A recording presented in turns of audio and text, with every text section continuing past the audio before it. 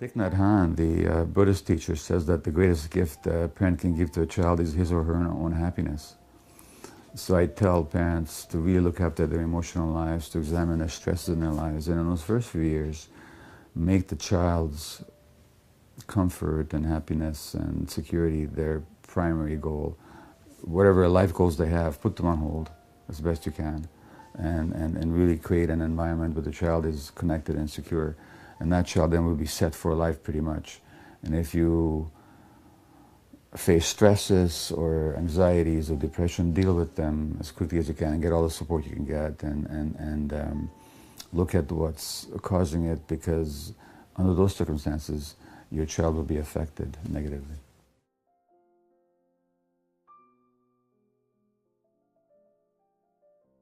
It used to be thought that babies are sort of blank slates on which you can write anything you want.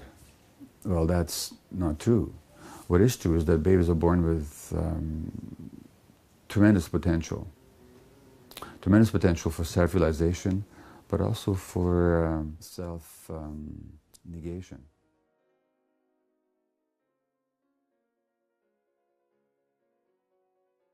One of the things that have been shown in research is that attachment patterns of the parent are predictably passed on to the child.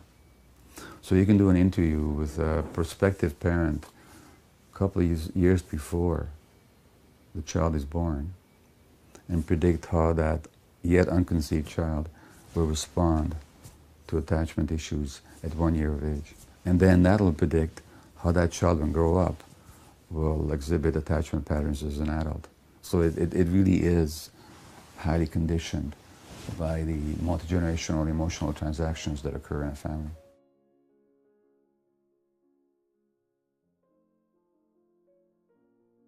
The human brain is not strictly an organ that develops according to genetics.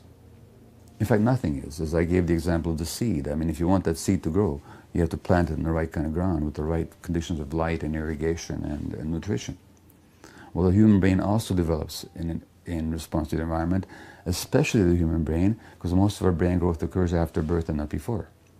About 80% happens after birth, and much of that in the first 3 years of life. So by the end of the third year of life, the human brain is something like 80 or 90% adult size, whereas the human body is about 18% adult size. So those first 3 years are hugely important. Now, which circuits develop and which do not depends very much on environmental input. So a child who doesn't see light, they'll be blind after a few years because the visual circuits need light waves for their development. They just don't otherwise. Our capacity for intimate relationships, for connection, for self-regulation, for attention, for stress regulation, these all depend on crucial brain circuits. These brain circuits require the right conditions as well.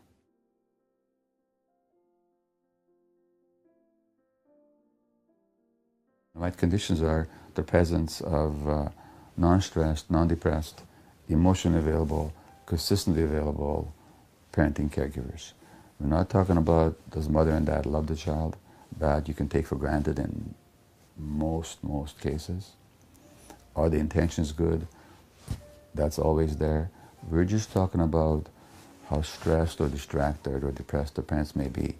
And the more they are, the more that'll interfere with the child's healthy brain development unless they get the right support.